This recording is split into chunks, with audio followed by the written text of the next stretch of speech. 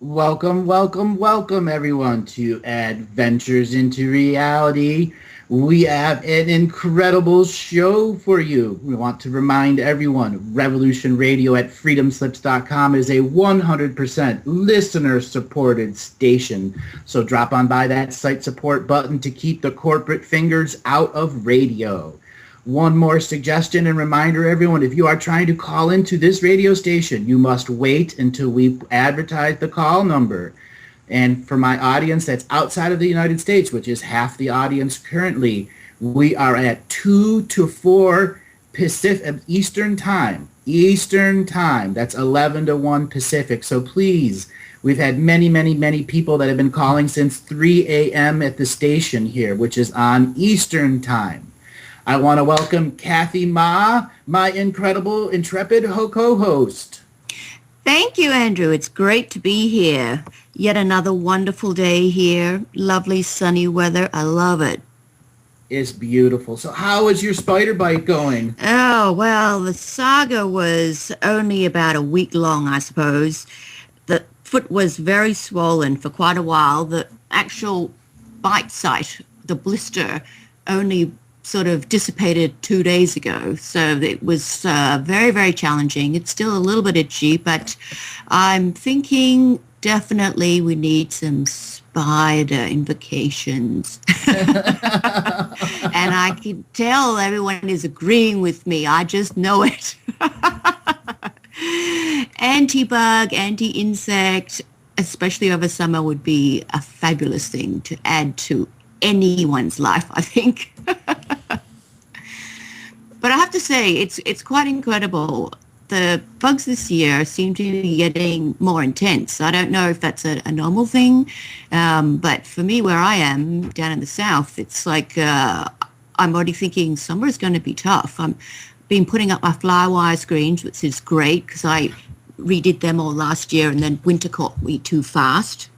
And bit by bit, I'm slowly getting there, and I can actually see the bugs outside the screens trying to come in. You're like, no. Out. Spiders. So I will begin with a quick arachnid revocation. Ooh.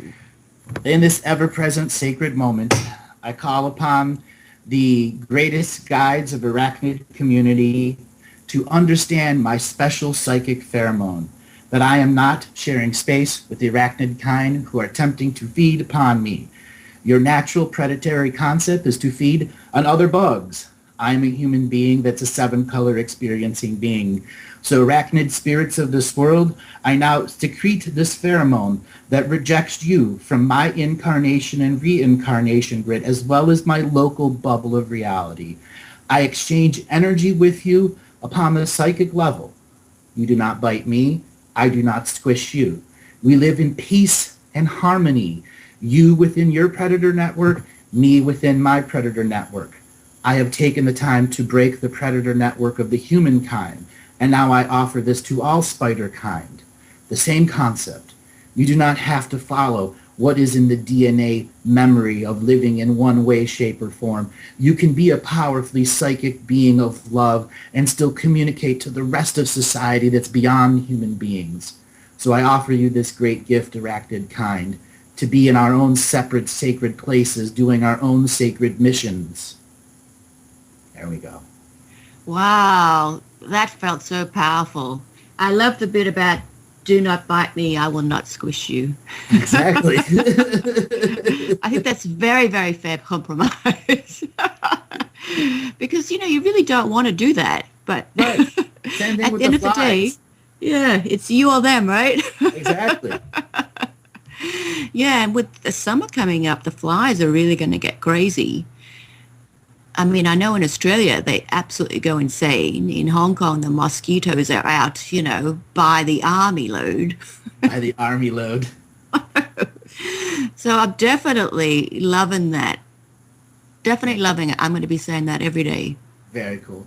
Well, we are going to open the calls. So if you want to call in and talk to both me and Kathy, you can call 347-688-2902, or you can call 956-217-0261.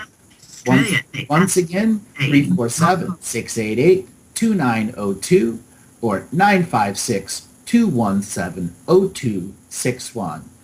All right, our first caller is already here from Skype. Patricia, where are you calling from? Las Vegas, Nevada, Andrew. Las Vegas, Nevada. Welcome to the show. Well, actually, I fudge a little bit. I'm actually in Henderson, but just a couple blocks. There we go, Henderson. So what do you want to talk about today? Well, it's just I just found what you said about presenting yourself against these arachnids.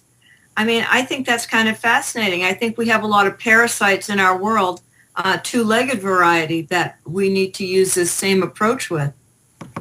Yeah, I have another revocation. It's known as the troll revocation. It's for those human beings who are acting like spider kind and are constantly like a tick in your energy field.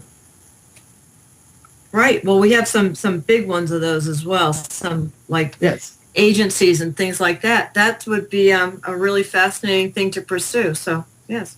I have another one for government, banking, and media, though it's presented differently. Yeah, the government, banking, and perfect. Yeah, those are the ones. And then there's one for divine masculine and for feminine. And for those that haven't seen those, you can go to my website, andrewbartzis.com, and you'll be able to find all the downloads there for the contract revocations that we give out for free. Oh, terrific. I'll run right over. All right. So what kind of questions do you want to ask today? Well, this is the first time I've listened to your show, and I have to thank Noreen for inviting me and telling me a little bit about you. I'm usually like I'm working right now, but I decided she had such a high praise for your show that I decided I had to call in.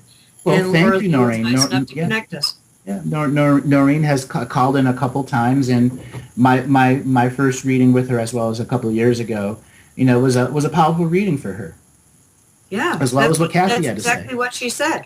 Yeah. I did some energy work with her over the weekend, so hopefully. Very cool. So, did you have a specific question that you wanted to ask? Well, I don't ask. I'm working on a lawsuit right now. Do you have any? Well, I have my intrepid co-host Kathy, who is the mistress of business and law cases when it comes to psychic information. I love that intro. Thank you so much. Well, I'm all ears. You have a law case going on, did you say? I'm a plaintiff in a case against an someone that I worked for formerly for 3.5 years that didn't actually pay me. And they left me with no money, a non-working vehicle, and put me in pretty heavy distress over it. Yeah, I can imagine. Well, of course, of all the crazy people in that situation, I had to be the craziest for going along with that for so long, right? Well, sometimes you get caught up in something and you keep thinking that there's a sign, kidding yourself, there's a sign that it's going to get better, and then, often it doesn't. All right, they dangled a carrot in front of me for a long time that he was going to will me the business. So that's why I worked for so little, knowing that it was... Well, when I look at you and your energy and around this particular court case, I would say that at the end of the day, you will succeed. You will get what is due you. It's going to take longer than you think, though, because they're going to dilly-dally and drag it out longer than, humanly possible. They already are. Even Helen Keller can see through their strategy. But you have staying power, which I love. So you will prevail. You will succeed. What I would like you to do is go back over your documents, because I think there are some gaps that you could fill in to make it a more complete story. Because when it comes down to the nitty-gritty, it's better that you have everything, even the nitty-gritty stuff, documented down just for yourself, so that when you do get queried, you can immediately pick up on small details. And by this, it could be simple as, he called me up at 1 a.m. that day when I was having my mum's birthday, and he blah, blah, and abused me. And, it's all those little nitty-gritty things that to you don't seem really important or relevant to the case, but they will be, because it'll get brought up for other reasons, like I'm making this up, like he might say, oh no, I called you and, you know, in a timely fashion and blah, blah, blah. And I was going to inform you that, you know, the check was in the mail. And whereas you'd be like, no, because that day you called me, I was with my family. In fact, I had 2 witnesses that were there with me at the time. You made me cry, blah, blah, blah. So that couldn't possibly be the case. You know what I mean? It's those kind of tiny details that you need to write it down so that you have it at your fingertips. And you've got the time to do it. So you may as well do as much of that nitty gritty as you can, because it will be very helpful for you later. Okay, that's a great point. I also think that in the end, you will get more than you had hoped for, because by the time the judgment or whatever comes in, everyone's so just sick of this that you will get more than you think you deserve. Oh, good. Okay. Well, I'd hope so. I really don't want to, you know, go to court with this. I really don't want to go to trial with this. I'd very much like to have them settle with me. Well, often you think you're going to court, but in the end, you don't really go through with all the court. You know, it's a game that they play. And even if you step foot in the court, that doesn't mean that you have your day in court. You know, by the time you've gone to court, and then they have to have another, you know, delay for whatever. So I don't see that this is going to really be easy. You've still got a way to go. Think more of, you're righteous, there will be a righteous decision made over it, and that's all you need to know. That's all you need to worry about. And however it pans out is however it pans out. Wonderful. Okay, I appreciate the encouragement so much.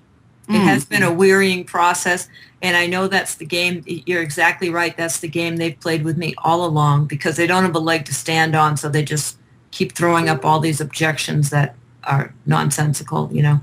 Yeah, just trying to complain about me being a pro se litigant and what have you. So, but thank you so much. I'm going to have to make this a regular stop on my Monday morning to listen to you folks. Thanks. Amber, can you tell me your website again, please? AndrewBartzis.com, ANDRAW, B as in boy, ARTZIS.com. Got it.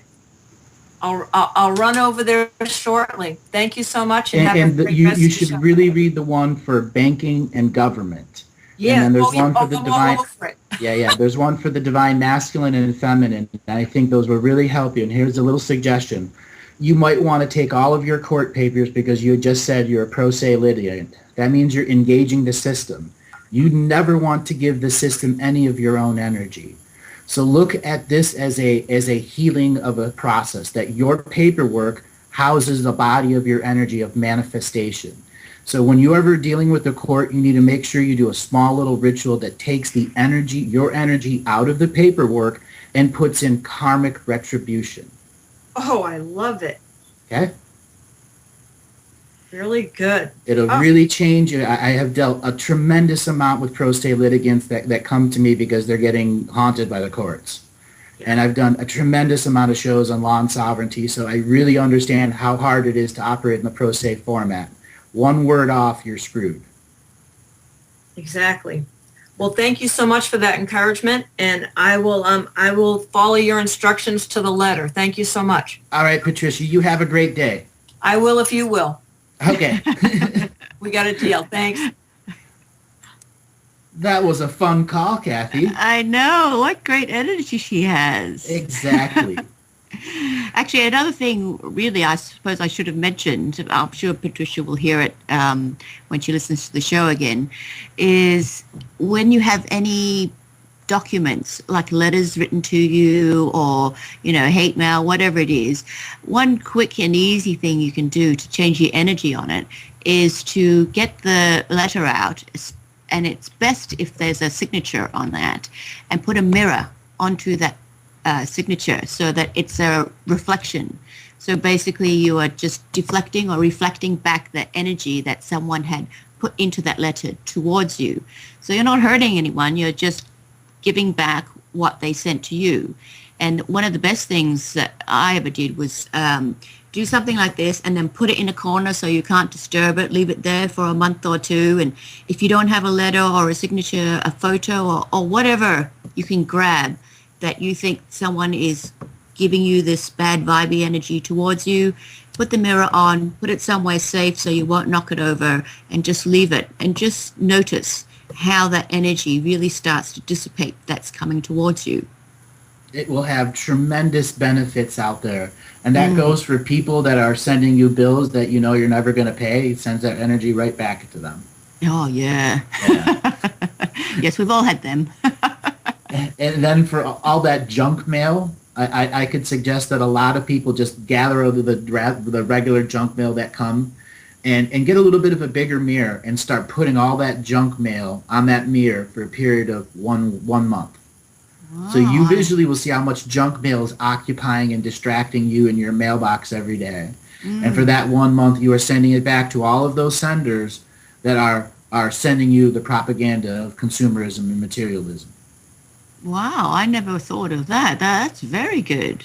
Yeah, that's why you keep me around, isn't it? I know. I mean, the only mail you get is junk mail, right? Like, oh, excited for 2 seconds, like, oh, this is not mail. All right, we're going to move on to our next caller. 949, your name and where you're calling from? My name's Rick, and I'm calling from South Jersey. Rick from South Jersey, welcome to the show. What kind of questions do you want to ask today? Well, just the regular ones, I guess. Where did I come from? Why did I come here? And what am I supposed to be doing? And I also have another question about an invitation I've received. Okay. So just let me tune into your energies. What year were you born? 1962. Okay. So when I'm going to tune into your energies, I'm going to ask you to go, I'm going to go a little bit deeper. So I'm going to pull out something that I haven't done in a little while. What I want you to do is think of your first 10 minutes of your day. In that first second minute, what were you doing? Were you rubbing your eyes? What was going on there? Tell me out loud. Give me like 10 or 20 seconds of it. First 10 minutes, I was probably making coffee and then hitting some news sites on the internet. Okay. What about before the coffee, when you're still in the bed? Oh. Yeah, I think I probably was rubbing my eyes. Can you think of anything else? Because there's something in your field that's right there. That's what I want to say is if you've looked at the sun and then you look away and there's like a blind spot or a light burned into your retina spot. Well, I have been doing some sun gazing in the morning. I did it this morning, but it wasn't right when I woke up. Okay. How were your eyes fully open in the sun gazing? I was looking at it through my lashes, and it's also kind of through a tree that's behind the house here. How long were you doing it for? About 30 seconds, just not too long. Well, that energy has traveled back in time to your dreaming state, or your dreaming state is now affecting your future time. Have you experienced any kind of bowel issues in the last couple days? Not really. I've kind of, in the last 3-4 months, I've switched my diet up, and I had terrible there's problems something previous to that. Yeah, there's something short term there. So I'm gonna, and it has to do with your history. Every now and then when I read people, I see something that I haven't seen before, but there are 20,000 records in which I can call upon if I've ever seen it before in any of my other past lives or any of my other existences within those Akashic records.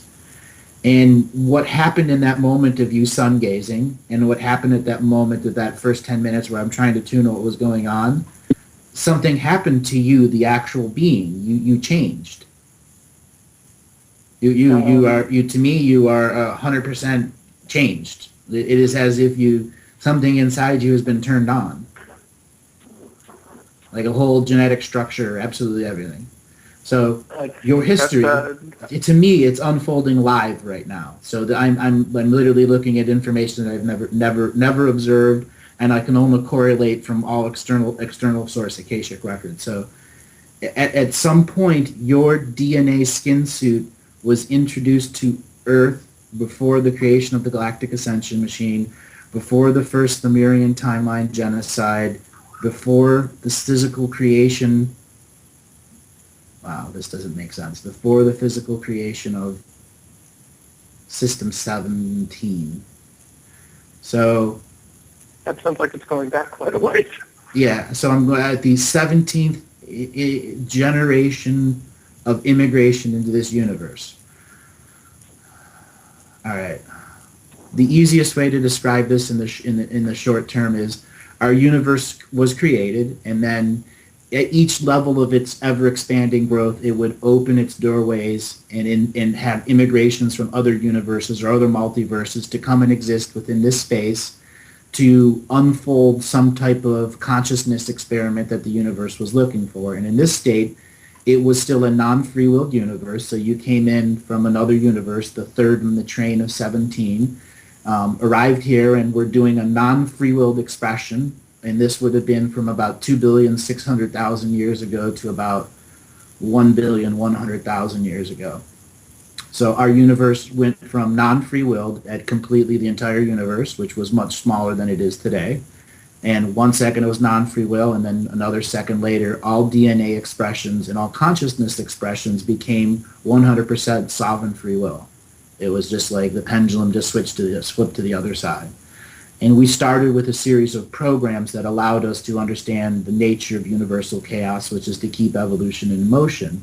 And you took on this particular purpose of keeping evolution in motion, starting as a let's just say it, an energy being that serviced celestial bodies and celestial minds, the things that were going to inviting the micro souls from other galaxies to come in and live in their places. To fill the space for trees and grass and dogs and cats and all those things that wanted to come and learn what the new predator-prey network was going on here. So you found yourself like a director of a college, the best way I can describe it, of a university energy college. And you would just like give counsel to people. You need to go here, you need to go there, you need to go here. And this evolved into what we call the Galactic Oracles. So that's you. You're one of those people that spent 1 billion years telling everybody where to go, and then eventually they just labeled you an oracle. And you continued this until 91 million years ago, where you found yourself dealing with Saturn. All right, now I'm going into an area that I have to be very careful for. You found yourself as an oracle dealing with Saturn as one of Saturn's master oracles. There was this big hubbub. You separated. Saturn abdicated his planet. You took back over, so it was a whole bunch of self-wars within each system, and it was a way Saturn was actually using your oracle ability to filter out those that were going to challenge him in an ancient future time. He eliminated all of his people and then sent you on your way in your own sovereign free will because you had serviced something of the ancient future. Ooh, this is crazy. Fuck. Yeah, it's a lot to take in. I have to kind of just slow this down here. Anyways, so what is it you do for a job? I'm a creative director. Creative director. Well, I'm telling you, have a whole lot of creation in you, even more than I can even describe. And I think it would do you well to regularly spend time in the forest just to hear the sounds of creation in their own chaotic unfolding of sound and light. Yeah, I try to do that as often as I can. I'm involved in martial arts training as well. I just started that a few months ago and switched to... that is our music. Well, welcome back, everyone. The irony of this system, I had a Mormon knock on my door right as we went off the air and came back. He wouldn't read about it. Caller, are you there? So, again, what happened there is when I get exposed to something new, it is because you lived in a place that essentially I didn't live in. What makes the particular skill that I do special is I discovered when I was 9 years old at a baseball game that I had an awareness that was unworldly. And in any expression, everything was there. And since that time, I've understood that each one is an Akashic record world. When you called and I connected to you, it immediately, whatever had happened in that sun gazing moment, whether you know about it or not, something happened and changed you. And you now had, let's just say, an entire 25 Akashic records that I'd never seen before. So there it's is... strange. When I was doing the sun gazing, I saw this long green tail come out of the sun towards me. And I didn't really think anything of it. I'd never seen anything happen before, but I just thought it was a trick of my eyes.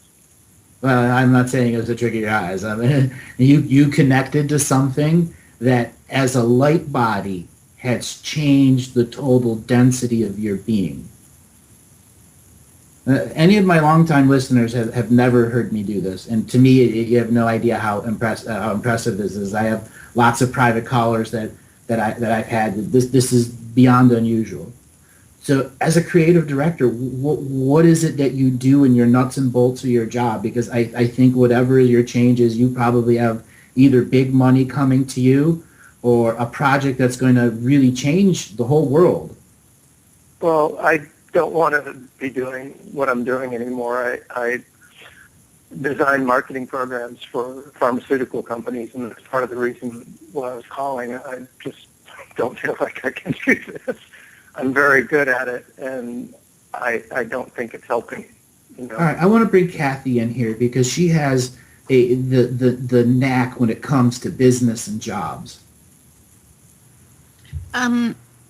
So Rick, before I continue with that, can you tell me what was your question about the invitation? I've gotten a couple of, I've been approached twice, or actually 3 times now, by somebody inviting me to become involved with, let's just call it a temple, because I don't have all the information, and I'm very suspicious of it, and I don't think I want to give my energy to that. I'm sorry, they were inviting you to go to a temple just to check it out, or I didn't quite understand. No, they were looking for certain people to become members of an offshoot of some sort of Masonic society, and I just don't think I'm okay. part of it. Okay, I understand. Okay. I asked you that question before I answer your other one because it just seems to jump out at me, but it kind of makes sense now. All right, to go back to your career and the marketing of the pharmaceutical stuff, I think one of the reasons that you find it very difficult to gel with is because to you feel more like you're just panhandling. It's not, not that everyone can do the good work with their life, but you feel like it's, what's the word? A means to an end. I'm selling out, and I've been doing it for about 20 years now, and I make a lot of money, and I hate it. Doesn't wake you up in the morning feeling invigorated, and but when I look at what you have been doing with your life and where you're going with it, I would say that you will stay within your marketing realm for a while anyway. I do think there will be a change that's coming up for you because I can see, and I don't want to use the word bored, but, it's just not invigorating. Doesn't get you out of bed in the challenge. morning. Well, I don't know. I don't know that I'd say there's no challenge. It's just not that, you don't think, wow, yeah, I've achieved something. You think, oh, yeah, so they bought it. Yeah, great. Client was happy. No, I used to feel that way at the beginning of my career, and I don't feel that way about it anymore. Well, I think a lot of it is that you've changed. You've grown, you've seen stuff, and now you also have that skill where you're completely capable of doing what you do, at minimum effort. You could put 50% effort in and produce the same work that it would have taken you 100%, 8 years ago. So that's one thing that is kind of disheartening for you. But to go back to the change that I think is coming up, I think you'll find by the end of the year, at the latest start of next year, that you would consider it jumping ship. I would just say changing. And And you would consider it jumping ship because you're going to take on something that is unusual and, what is the word, risky. Like you've got a certain income now, you can rely upon a certain amount of money that's coming in. So there's that steadiness and then there's that security that comes with it. What you're about to embark on is something that is a very unknown. It could be great, it could be not good. You just don't know. So you don't have the same expectations or the same security that you'll have with it. But the interest level is extremely high. You would have to think way beyond the borders of what you're doing now. And the reason that you'll come up and find this kind of thing is someone will introduce it to you, not because you're going out and looking and putting your CV out and stuff like that. No, it is because someone said, you know what, I need to do this. I need someone that can help me get the message out. And you'll be like, you know what? In fact, I probably could do that for you. And that's the kind of scenario that's going to happen. What I'll tell you about this is it'll be fantastic for your awakening of your own self. Not necessarily a spiritual awakening, but waking up. Your brain wakes up, your creativity wakes up. And when everything inside you as a core being starts to wake up, suddenly all your other, creative ideas and juices and everything will flow as well. It's almost like you need to do one thing to kickstart everything else going because you're more like just stuck in a continuous circle right now. Did I explain that well? Feels that I'm stuck. Well, it feels like that. It's just that you're at a point where you don't know what to do because the opportunity has not presented itself. Until you get that really, inspiring, awesome, wow, I could do that. It's really difficult to visualize what else you could do that will give you what you need. So I'd say just be patient, keep your eyes and ears open, and wait and see what unravels, because you will find when it comes to that, you're about to embark on something that is super exciting. And not only is that exciting, it kickstarts other things in your life, which is also very exciting. So if you need to rest, I would rest now. Yeah, you got your Charlie the Chocolate Factory golden ticket. Yeah, exactly. And then to answer your other question about the invitation, I think one of the reasons it's been difficult for you to accept these ideas is that it's really not for you. Whatever they're inviting you to, I mean, they mean well, they have good intentions, but whatever the core content is, it just doesn't resonate well with you because it's just like, it's like, men are from Mars or men are from Venus or the other way around, I forget. You're just speaking two different languages. So I wouldn't say it's bad or evil or anything, just not for you. So I definitely would just let it go, politely fob them off and do something else. That's basically what I decided.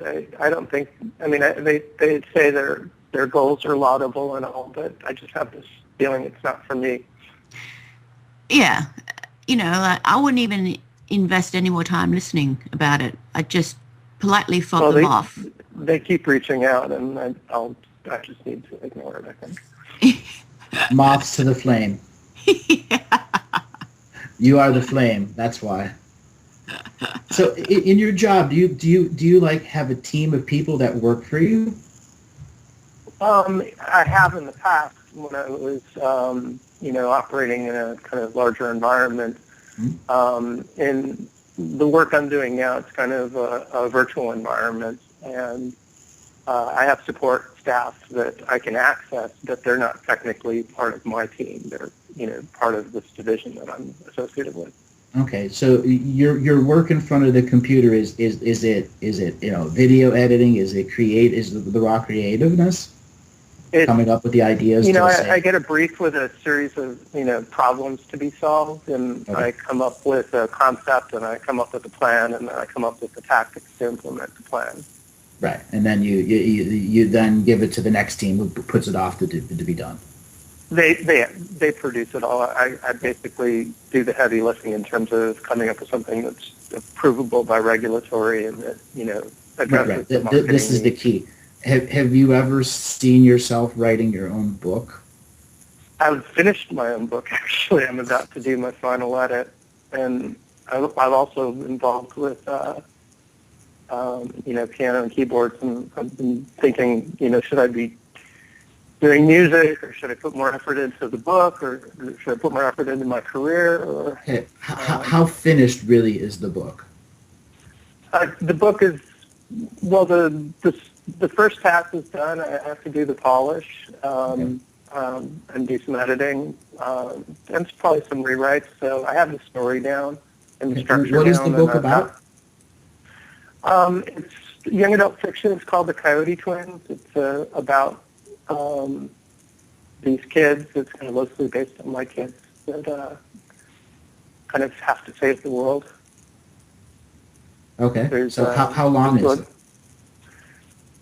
Right now it's 65,000 words. I've probably got to get it down to about 40,000. It starts out with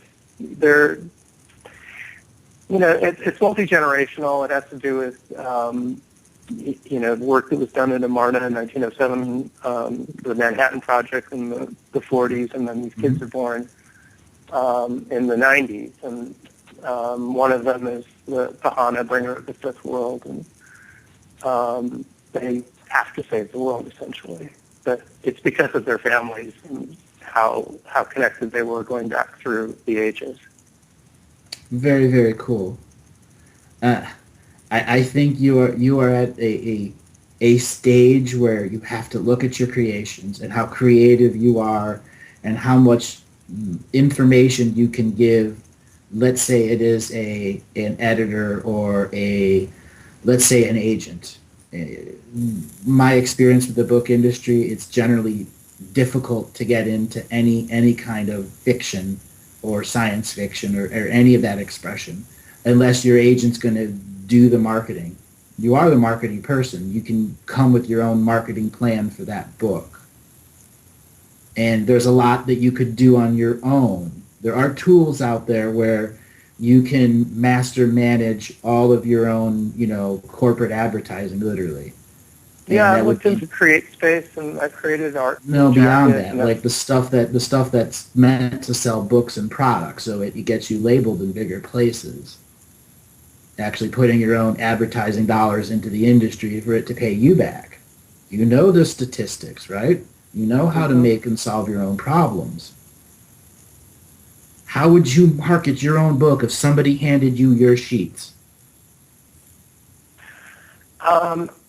I would probably put and place or pay people to place reviews at literary sites, and I direct people to a site that promotes the book, which also has chapters available for download, and I do a direct marketing thing from the site where they can purchase an ebook directly. There you go. Now, I've already got that plan in place. I mean, it's what I would. I thought of that before I thought of the book. Right, because it's natural for you. Because you saw potential to use your skills for yourself alone, and you chose a story that was about to help the world. Yeah, there's a bit of psychology there. There you go. So within that psychology, I think you need to try to finish that book. You've got the marketing in place. You've got a job where you can self-fund your own marketing. You can make videos. You can do the classic marketing of it, have an author review of the book, live webinar, the whole 9 yards. Same thing everyone else does to release a product. You can do it for free on YouTube Hangouts, just like I do. I finished the story about a year ago, and I've just been sitting on it ever since. I don't know why I haven't come back to it. Well, the time is now, and the power is you. Kathy, do you want to make any comments about the book? I really like the book. I can see the procrastination around it. I would say, to me, the book doesn't look finished. That's why you're procrastinating. I know you think it's finished, but you're just not quite happy with it. It's like you're making a cake and you didn't put the icing on. That's kind of what it's missing. And the icing is what makes you think it works better. To me, I look at your energy and I look at a book and I think that you think that it doesn't flow in the right way. I and Andrew probably would read it and think, oh yeah, that's great. But you're a perfectionist. So you need certain things to flow for you to be happy with your end product. So I'd go back over your product, make all the tweaks that you need to make, that you think you need to make. Stop with the procrastinating. Definitely, I agree with Andrew. You should market it. You should get it out there. But to do that, it's a big leap of faith for yourself, about yourself. And that's something that you really have to reconcile your own feelings with. I wrote it originally to read to my kids each chapter when they would come twice a month for their visitations, and that was kind of really precious to me. And I wrote it for that, and they've been encouraging me to market it, and I've been reluctant to do that. Yeah, because at the end of the day, you haven't put your whole energy into it. You don't think you have. You need to put the icing on the cake. Once the icing's on the cake, it's ready to sell. And one more thing. When you get the doc that says to do this, you are now finding yourself in your client situation of having to trust someone, right? Yeah. In the industry. This is as much as a gift in the industry for him because you do know it. It's a difficult step to make. Yeah. A leap of faith. Yeah. Well, I guess that's what's next. So there's something else that I want to bring up. So have you had any health issues? Well, I changed my diet and kind of went clean food. I cook everything myself. I eat mostly fruits and vegetables and about 50% raw because I was having a lot of inflammation issues with my lungs, with my bowels, and you name it. And I've really kind of eliminated those symptoms ever since doing that. So I would say as of 5 or 6 months ago, I was having a lot of problems in just about every way you can imagine. Mm-hmm. I'm going to be 54 this year, but within the last 3 or 4 months, I've been feeling really good. And I joined a dojo, and I'm involved in Aikido now, and going out and getting a lot of exercise. I've lost about 70 pounds in the last year. Very good. Very good. You see, you're changing. You are changing. All that work's paying off. I've changed a lot in the last year. It's looking back, it's been a pretty incredible year in terms of metamorphosis. I think it's time that you unwrap that gift and really look at what you've written as the marketing perspective, and then switch gears and finish it as the writer. Well, all the marketing advice. If there's any other writers out there, they could tell you how hard it is to get the marketing done for a book. Because if you just take a book to an agent, they don't care at all. But if you come with your own marketing plan, you'll be able to get on the big bookshelves for those stores that still exist, or at least get the internet marketing instead of you having to pay it. But then again, you could self-fund it. You could even purchase email lists that are already from other brokers. You know the tools. Yeah, the marketing part of it I'm comfortable with in terms of, even direct marketing. I feel like I could do that without even involving the publisher. Right. I just feel like it was my gift to the kids, and I was a little... It's still your gift to the kids. It's going to fund your next layer of adventure so you can write the next one. Oh. I didn't think about it from that perspective. Well, I think it's time that you think that way. Again, I was surprised by your energy right away, and it took me quite some time. How long have you listened to me? I first came across you on the internet about 6 months ago. Maybe not quite that long. And I went, I found your stuff on YouTube, and I listened to all the shows on YouTube, and then I, of course, found your website. I even called to Nosh and tried to do a private reading, but I've got so obligations, with the divorce and the child support and college tuition and everything else, that I wasn't in a position to be able to afford a reading at the time. Mm-hmm. Well, here you are now. Yep, and this established Tenosh's advice. Just keep calling, you'll get through. I believe you. I believe in you. And he was right. And he was right. Tenoch is always right. He is always right. So did you have any other questions you want to ask? No, those were them. You've answered them all, and I just can't tell you how grateful I am for Tenosh's advice and for listening to it, and for you guys, taking the time to tune in to what's going on with me and give me some advice. And I really, really appreciate it. Man, you are going to have an incredible time ahead of you. Take some time to rest, plot and plan the strategy, refamiliarize yourself with what actually needs to be edited, make a punch list, accomplish it, and let the roller coaster ride begin. Sounds like a plan. All right, brother, you take it easy and have a really good day. Thank you both. You too. Bye now. Wow. Wow, exactly. Double wow. That's a wower. What an amazing guy. Absolutely amazing. Yeah, not often that I get blindsided by energy like that, and in a good way too. When I was explaining before, how I function and do this, and when something new gets added, it changes not the intent or meaning of the story, but it adds whole new layers of other perspectives. When I connected to him to the part of Saturn, it connected to a piece to me, and then ultimately the invitation was from what? A Masonic order? At a time of great change, just after the summer, the spring equinox, we're right in the midst of the spring equinox, he calls. Yeah. I know. It's, I wasn't sure I heard it right the first time.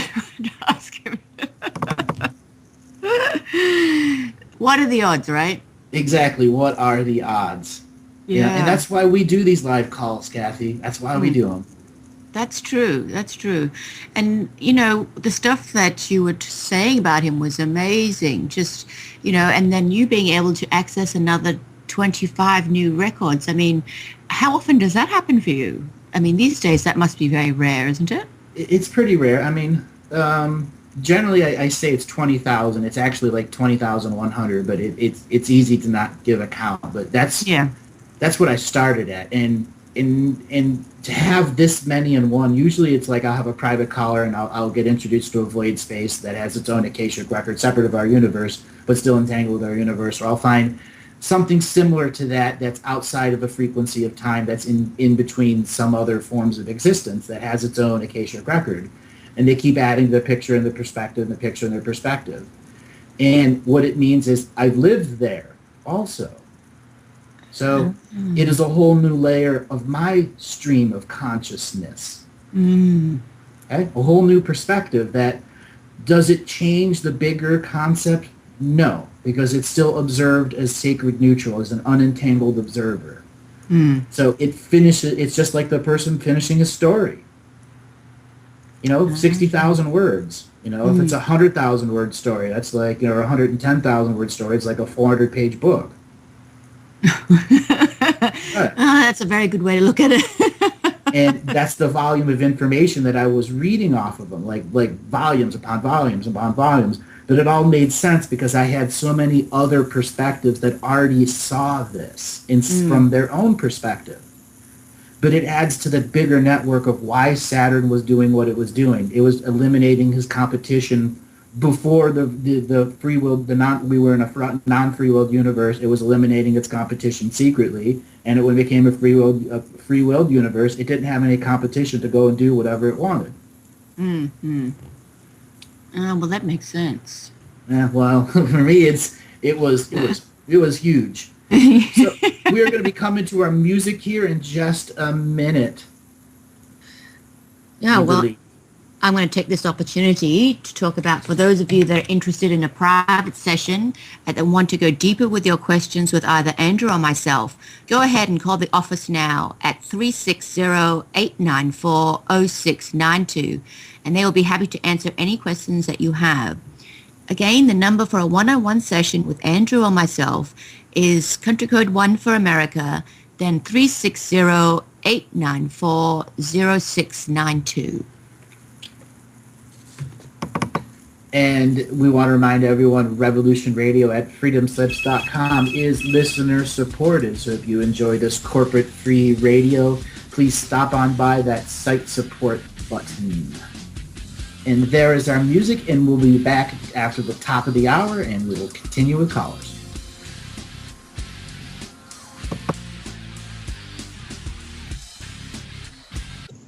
And welcome back, everyone. Kathy, how you doing? I'm good. It's really turning out to be a fabulous day. Yeah, so we're going to see who the next wheel of callers is. 815, your name and where you're calling from? Hi, Amanda from Illinois. Amanda from Illinois. How you doing today? Good. I called you guys a couple months ago, and we had talked about my dad. He was kind of in the ICU and stuff. Uh-huh. And I was just wondering if I was able to get, one of your kind of the readings that you would do, like who your kids are, that kind of stuff, what my purpose is. Sure. And how. So what else did we talk about in the other session? My dad has the dementia, and he was in the ICU for a week or two, and now he was in the nursing home, that kind of stuff. I had some issues with letting him go and all that. Okay, and how is it going now? He's gone to a couple different nursing homes. He is getting better. I mean, part of me thinks a lot of it was kind of caused by his bad nutrition, maybe. I don't know. Uh-huh. Well, I'm kind of thinking very positively, he'll be cured, so I don't really know. Okay. Just so you want to know, your galactic origins and stuff? Yeah. And then I also, since I've had the ascension, I actually see, kind of diamond sparkles around me. I see purple, blobs occasionally, but I haven't progressed. I think I might have some vaccine damage or something, and I just don't know, why, or, I feel stuck or something. I don't know. I'll be blunt with you. There's something in your resolve about the ascension. There's a part of you that absolutely 100% believes it, and another part of you that absolutely 100% doesn't believe it's going to happen. Okay.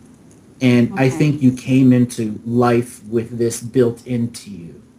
And I think that it was something that you gave yourself as a let's just say, ultimate challenge of the self, the power of belief. And what it may require is for you to let go of the side that doesn't want to believe in hope, that doesn't want to believe in change, that's still afraid that the next day the taxes are going to come calling, the next day that, it's going to go on, and all the darkness that's been projected upon us for millions of years is going to come true. This is soul trauma example. Yeah. Okay? So this is what for you is the specific separation of densities. So let me talk about your past histories and why you are kind of in this scenario right now. So I'm going to go ancient. I'm going to go 37 million years ago. At this time, you were not living on Earth, but you had a shard of yourself here. And that shard came to learn war. You were a free-willed species in the Nebulan galaxy, which is quite a bit of ways away. And you were part of one of the galaxy's elected species to come and send soul shards to learn what war was. At that time, Lemuria had its first destruction, had its raise back up, and it was about to experience its second massive war that would have turned the Lemurians from the great good of the universe to the ultimate evil of the universe. So you got in right at that time as a species that had, in your Akashic record, never had war ever in your expression. Along with your galaxy, several thousand other species came here. They came here to learn war. You spent 2.5 million years here as part of the Rift Wars, which was what we are experiencing now, the remnants of what survived the timeline in Rift Wars, such as the Philadelphia experiment, such as the Manhattan Project. Those were the ending dates of the original rips and rifts in time. And one of your soul shards that was here on an extended process got pulled through that rift. And I believe that is what attached to you in this lifetime, was the final resolve of you coming here to learn war, how much that it would change your other species, and that this soul shard believes that if it stays here to the end, it will save its species from having to have learned of war. Oh. Wow. How has war affected you this lifetime? How is war? Yeah. My dad was in the Vietnam War, so I do have a lot of, I guess, bad feelings about it. Right. You know, I feel like it kind of, you know, really hurt him as a human because none of his brothers were in it, just him. Right. And how does it hurt you? I think all his PTSD that just trickled down onto his children, his whole life, you know, just everything. So, yeah, pretty huge. And then to watch him as a veteran just kind of suffer also, you know, impact. So I want to bring Kathy in here for a second and just talk to you about what's going on in your life. Okay. Hi, Amanda. Hi. When I look at your energy, I would say that to me it's like there's still a lot of confusion with your dad and everything. I know you said it was getting more sorted out and everything, but what I want to say to you about that is that it would take some time for things to settle down. So don't be disheartened. Certainly, I think you're right in that his nutrition is slightly better, so that has made a difference.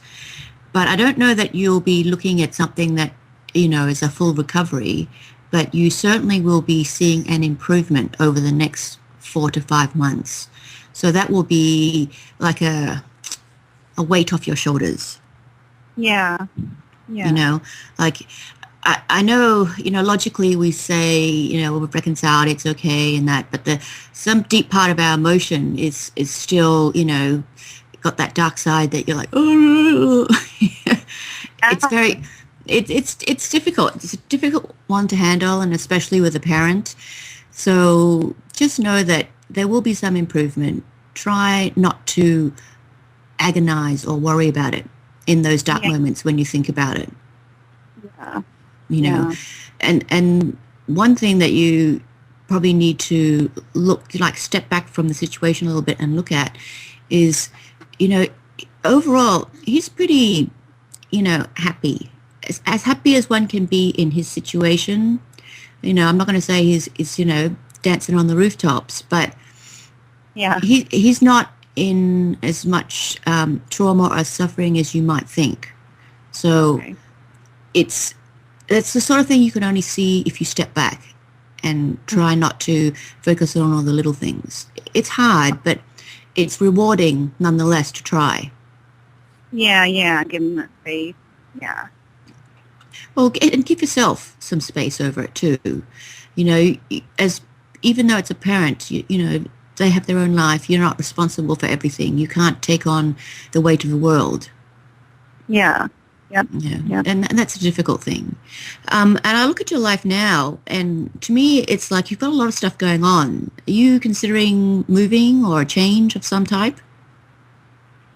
I'm not sure. Like, we had some issues with our house where we weren't able to pay our taxes, so we actually have someone else who did pay them. So we're just pay them back, but I'm not really sure if that person, we're kind of at their will, I guess you could say.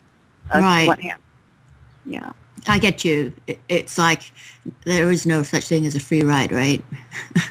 It sucks to be at the mercy of other people who are in situations like that.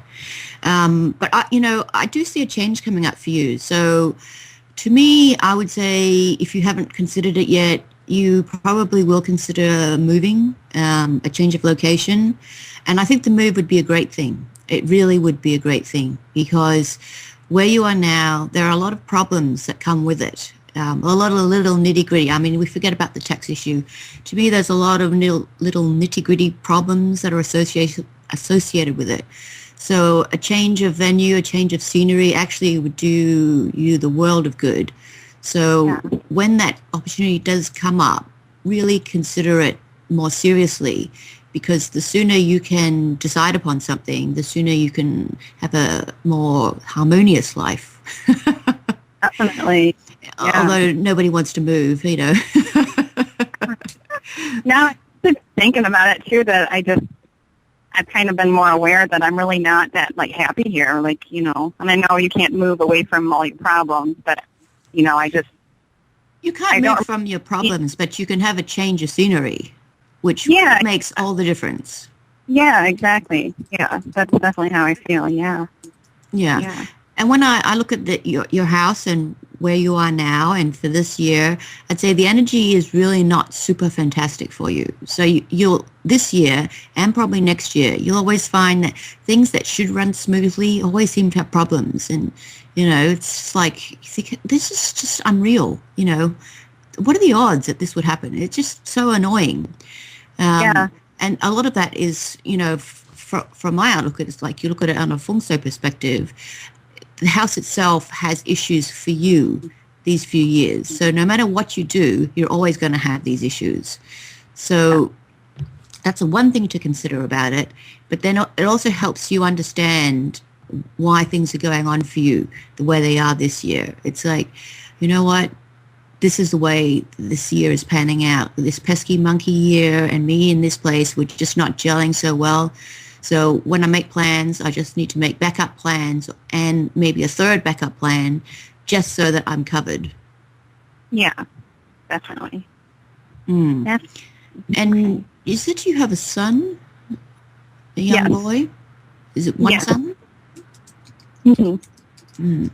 I look at a young boy's energy, and I think that this year he'll be a little bit fraught with some minor health problems. Nothing to worry about, just something that he has to go through. So don't panic that this is a trend with him. But at the same time, even though he is going to have some health issues that are coming up, you will find that he does very well at school. That he gets very what? Good? He does very well at anything academic. Oh, okay. Yeah, I got a little girl, and then I have my son is 3 years old. Mm-hmm. Well, you will find that even at 3, I don't know what kind of things that they would do that you would see, you know, like competitions. So I'm not very familiar with young kids, but you will see that he does well, and you'll be proud of him. And to me, it's like it's the use of the brain. It's not necessarily like just a pretty picture, you know, that gets posted up.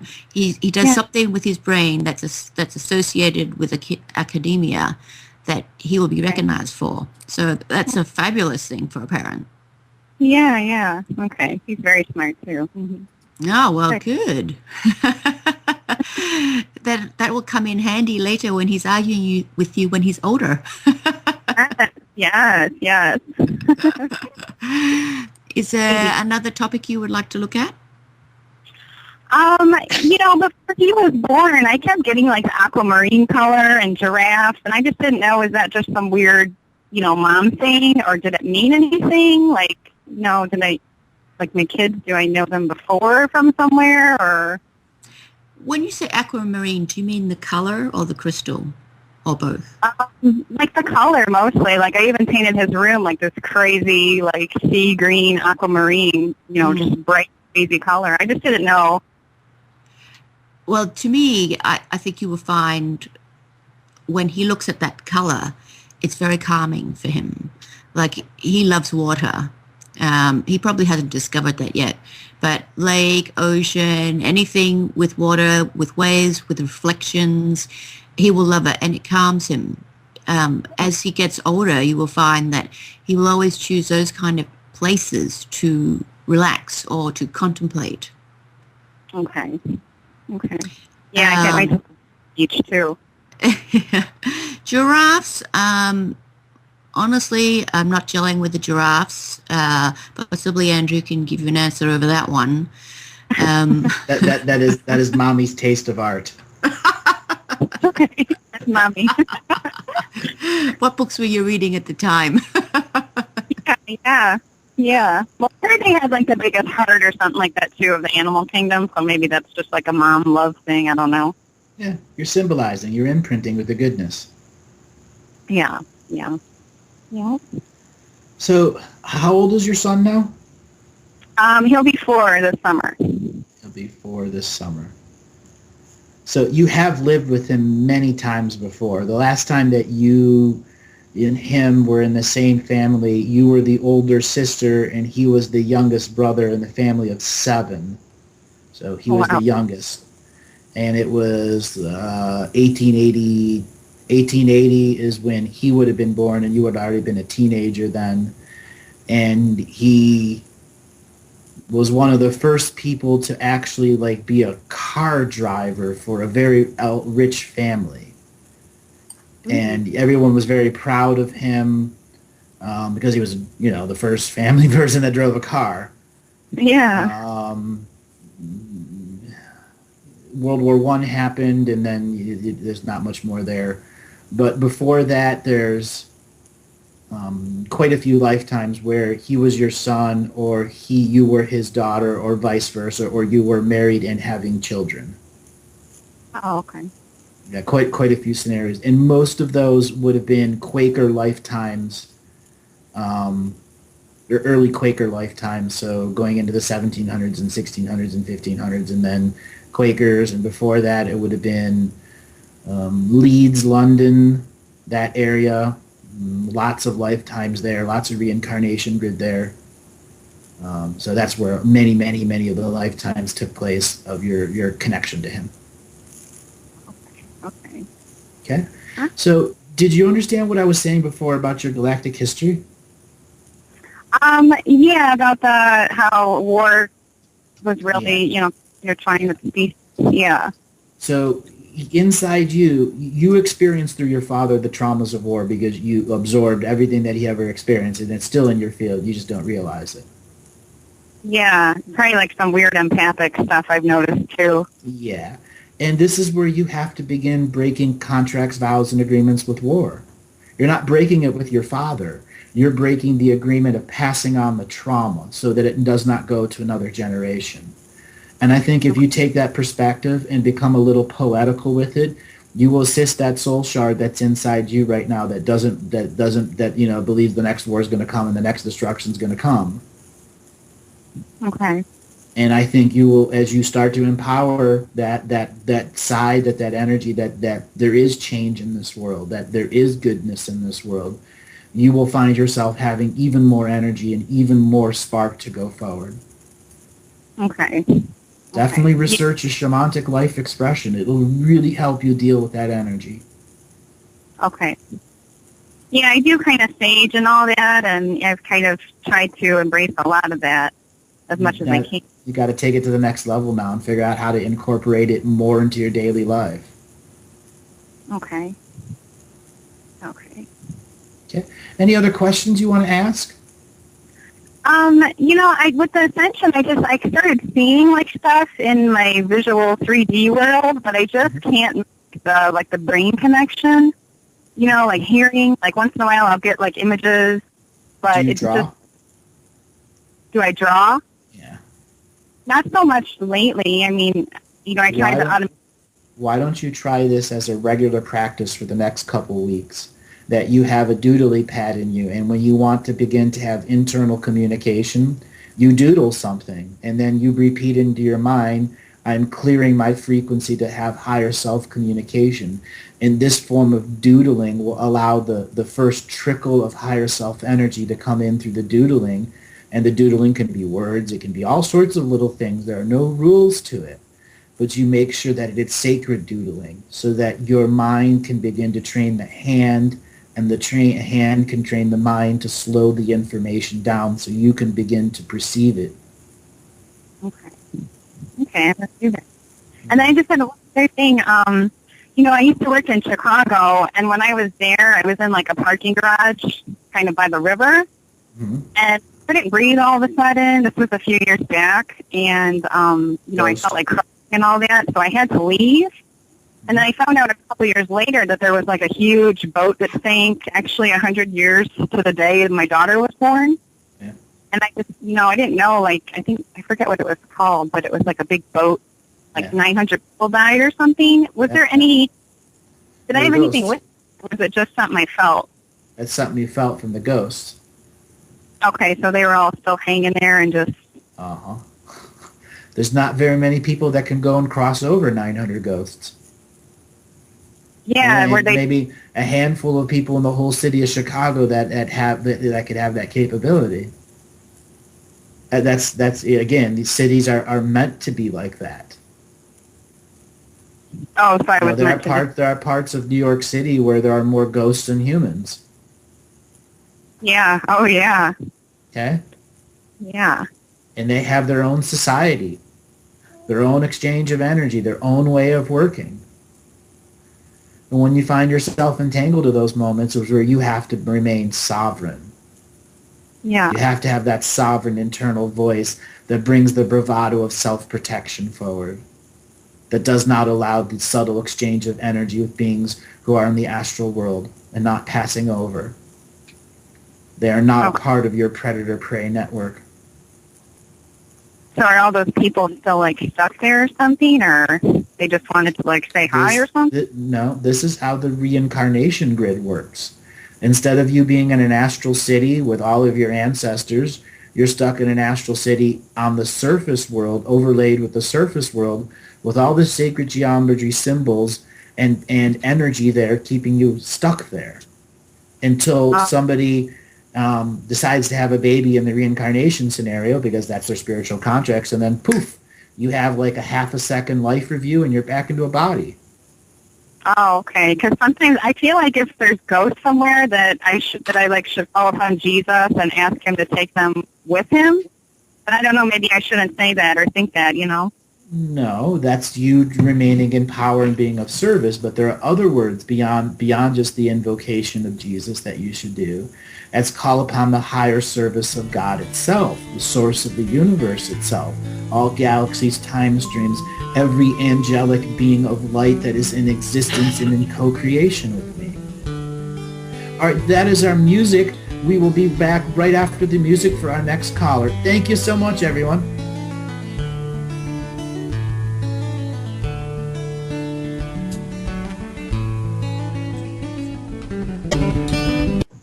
Welcome back, everyone. Kathy, we've had some special callers today. I know. Such a wide variety as well. Very interesting. So we have our next wheel of caller, the Skype, the Smiths. Are you there? Hi, yes, this is Karen Smith. Hi, Karen. Where are you calling from today? I'm calling from Texas. Welcome to the show. What kind of questions you want to ask?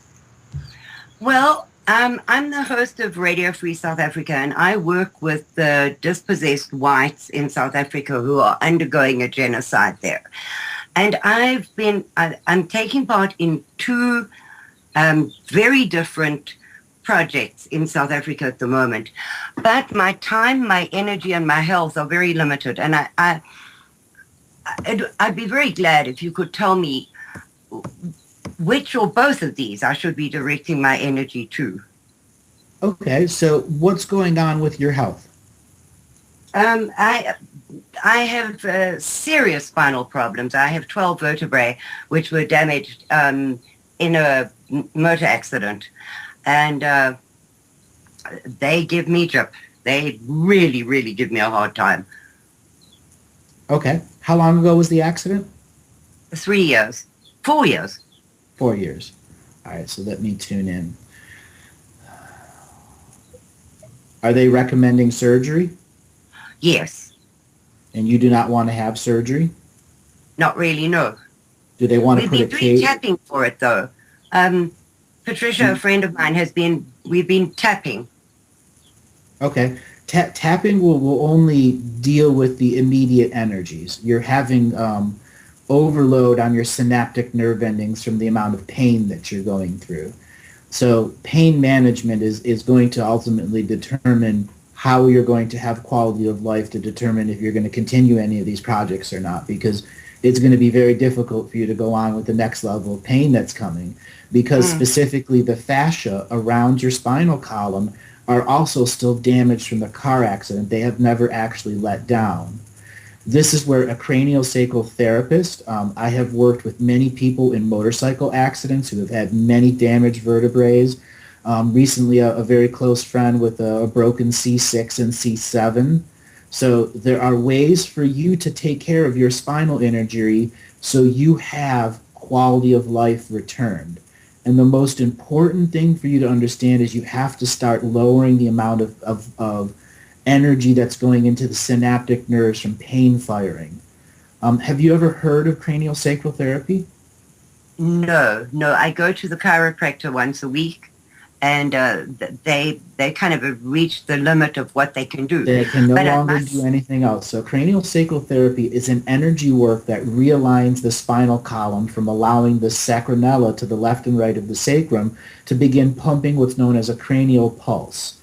They'll hold their hand in a specific area, and that area will warm up, and once it warms up, it creates a distal pulse in the tailbone.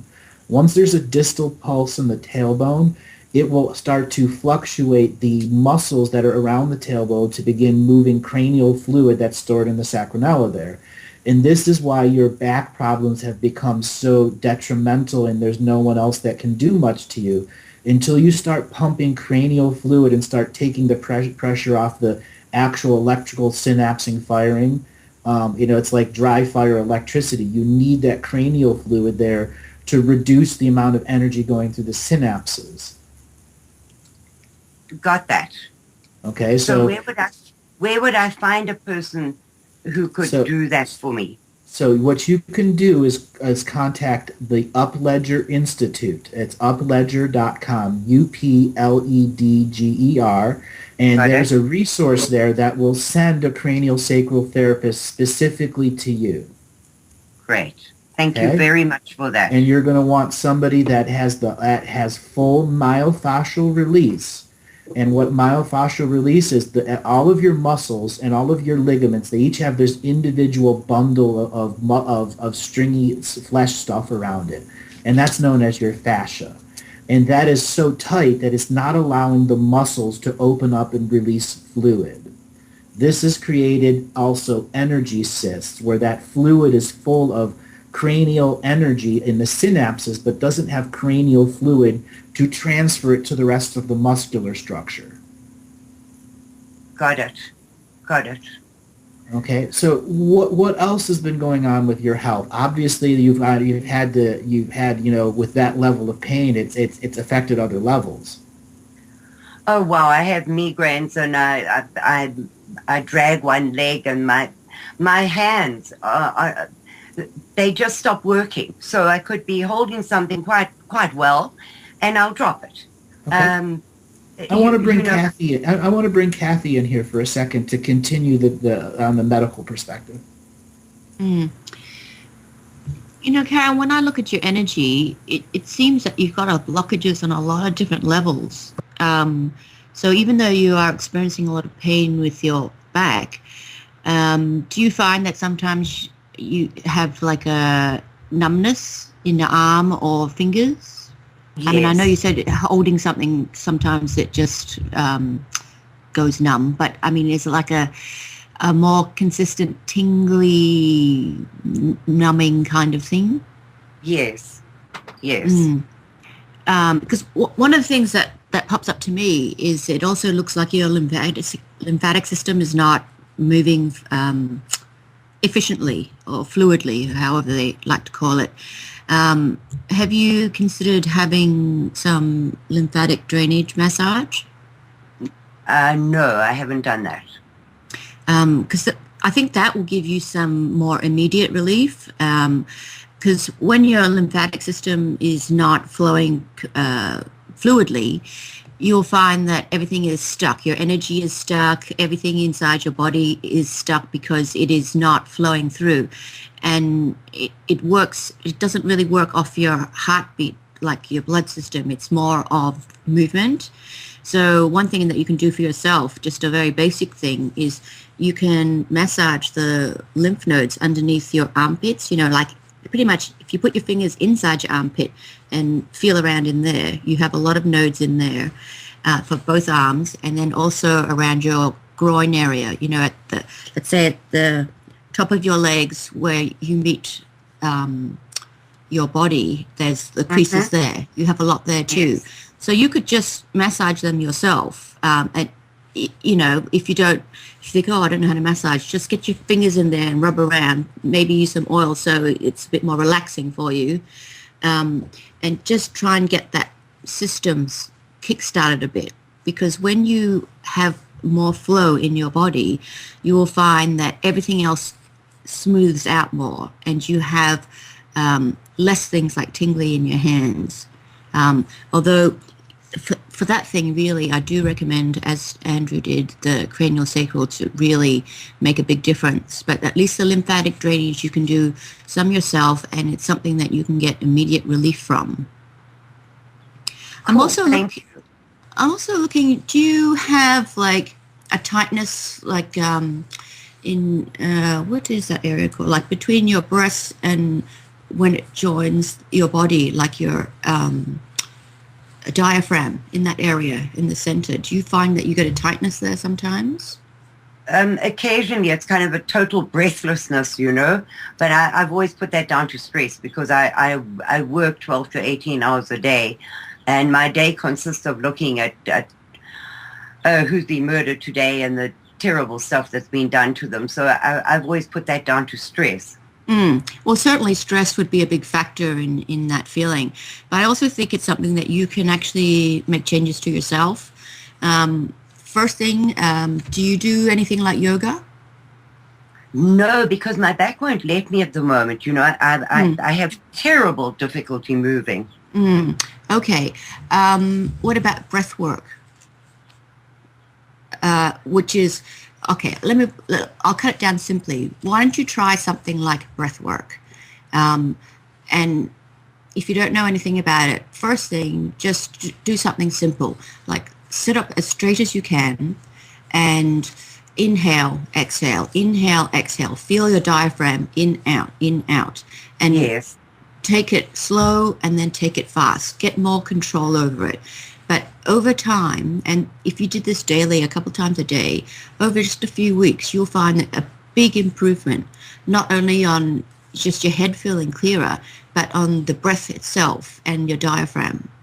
And if you could see a big change in yourself, then I would go and just look on the internet, things about breath work. A lot of the yoga disciplines use breath work as well. So if you can't do the yoga, that's okay. They will also talk about breath work. Yes. And there's just totally different topics about breath work as well. I think that will make a big difference to you, and it's something that's easy for you to do yourself and achievable. And absolutely. I'll start researching that today, because sitting here breathing is easy. You've got to breathe anyway, so you might as well do it properly. Exactly. Have some control over your body. Yeah, absolutely. Because I really, really need to be the best that I can be, because, these two projects I'm talking about are very, very important to at least 1 million people who are living in abject poverty. So I need to be strong. I need to be the best I can be in order to get these things going. Well, when it comes to your... sorry. No, go ahead. When it comes to your projects, I'll be pretty blunt with you about it. With the state that you're in at the moment, you really need to choose.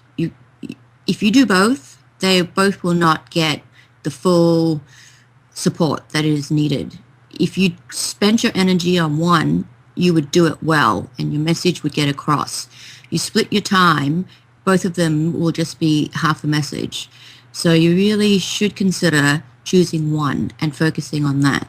Because if you choose one and focus your energy on just one project, whichever one it is, you will find that you will have much more success and reach more people with the positive message that you want. Okay. I know that's not what you want to hear. I know. No. But how do I choose?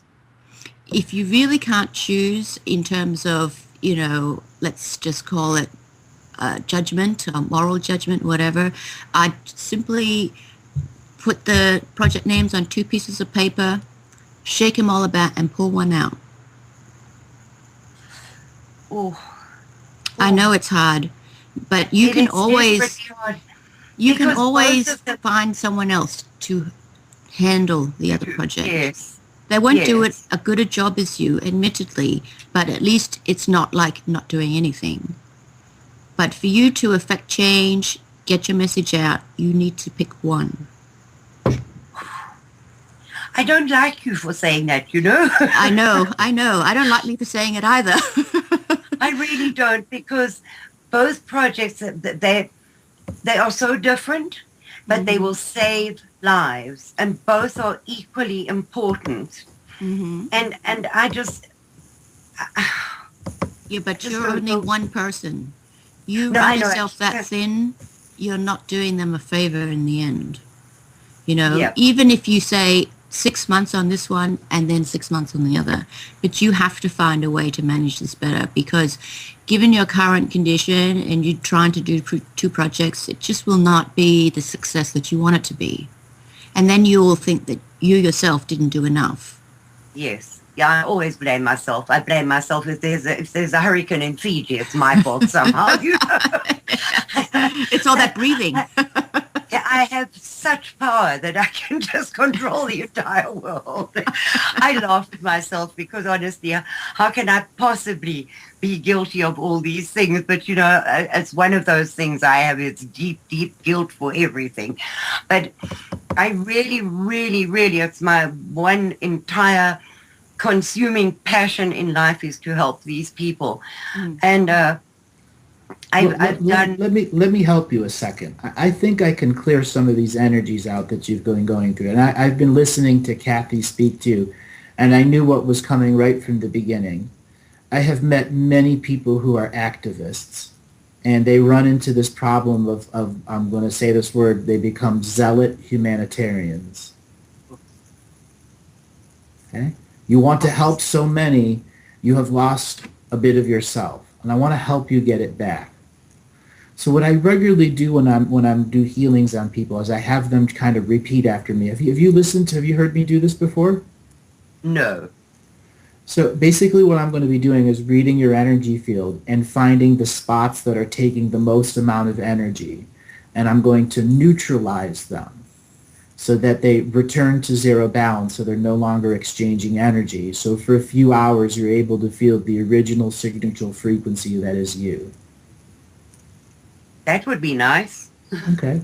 So just for a second, relax, and I want you to do is just repeat after me. I am this ever-present moment. I am this ever-present moment. Choose to acknowledge my unseen and seen world. Choose to acknowledge my unseen and seen world. So I may return to sacred balance. So I may return to sacred balance. That being which is me. That being which is me. Since my car accident, I have had intense pain. I have had intense pain. It is time for me. It is time for me. This signature frequency of being. This signature frequency of being. That is working. That is working. With the seen and unseen world. With the seen and unseen world. I make this statement to the seen world. I make this statement to the seen world. I am a humanitarian. I am a humanitarian. I am here to assist with my heart. I am here to assist with my heart. And all of my mind. And all of my mind. My resources. My resources. And connections. And connections. I have reached a point in my physical life. I have reached a point in my physical life. where I must acknowledge the pain I am going through. when I must acknowledge the pain that I'm going through. I call upon all of the humanitarians I have worked with. I call upon all the humanitarians that I have worked with. For every person that has ever received the grace and goodwill through the actions I've created. For every person that has ever received the goodwill from the grace that I have created. I ask for you to send me some humanitarian healing energy. I ask for you to send me some healing humanitarian energy. Heal my spine. Heal my spine. So I do not have to have surgery. So I do not have to have surgery. So I can have quality of life. So I can have quality of life. And not just quantity of actions. And not just quantity of actions. I cannot be reduced anymore. I cannot be reduced anymore. I must now expand. I must now expand. I make this next statement to the unseen world that I work with. I make this next statement to the unseen world that I work with. I can no longer exchange energy. I can no longer exchange energy with beings who do not have equal balance with me. With beings who do not have equal balance with me. I now reject all debt that is pushed upon me. I now reject all debt that is pushed upon me. And I return it to the sender with this loving message. And I return it to the sender with this loving message. I am a humanitarian. I am a humanitarian. I am not a doormat for your debt. I am not a doormat for your debt. I am working in the seen world. I am working in the seen world. With this equal exchange of energy. With this equal exchange of energy. If you are not in equal exchange of energy. If you are not in equal exchange of energy. I break all contracts, vows, and agreements with you. I break all contracts, vows, and agreements with you. And I set you on your sovereign way. And I set you on your sovereign way. I cut all energy cords. I cut all energy cords. That allow subtle energy exchange. That allow subtle energy exchange. I am a being of love. I am a being of love. I shall not let my love be abused. I shall not let my love be abused. I will accept this healing. I will accept this healing. And create equal exchange for energy. And create equal exchange for energy. I ask that this be entered into the Earth Akashic record. I ask that this be entered into the Earth Akashic record. So all sentient kind. So all sentient kind. May learn from my experience. They learn from that experience. Thank you very much. Thank you very much. Namaste. Stay. That was a lot of energy that got disconnected from you. Yeah, I feel it. Okay. I feel it. Okay. You need to start regularly doing things like that for yourself. You need to realize that the images that you look at, demons are sending you those images so that you are forced into surgery and no quality of life and can no longer help the people. Yeah. You can no longer look at those images. You must do this job differently. Okay, I can do that. Okay. Are there any other questions that you want to ask? There's one thing that I really, I've applied for citizenship here and I've been waiting 18 months to hear, and I'm so scared that because of what I do, I'm not going to get it. I have that terrible, terrible fear. Okay. I want to bring Kathy in here to talk about citizenship. Okay. And we've only got a few minutes left, so if you hear the music, we'll have to go. Okay, Karen, what I'd say with you and your citizenship is that you seem to be missing a few documents, a few submissions. So don't be surprised if they ask you for some more information or photocopies of something or other. Yes.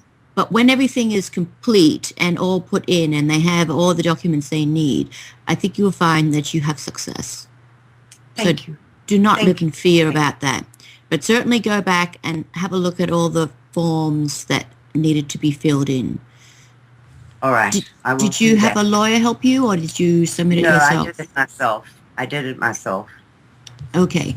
Well, then I would go back and just check out all the forms that are put in. You know, they really make you jump through a lot of hoops. Yeah, they do. They do. Yeah. You know, Australia is the same way too. And it's an expensive, nerve-wracking process. But, you know, if I get deported back to that country, I will never make it out of the airport. I'm not the most popular person because I talk about things they do not want to be exposed to the world. Yes. Well, I think that you will find that you do have success with your application. You just need to do some follow-up. So obviously that will just take a bit more time, that's all. But I would not worry about that. Oh, good. Thank you so much. Thank you. Yeah. Those are the three most important things in my life. I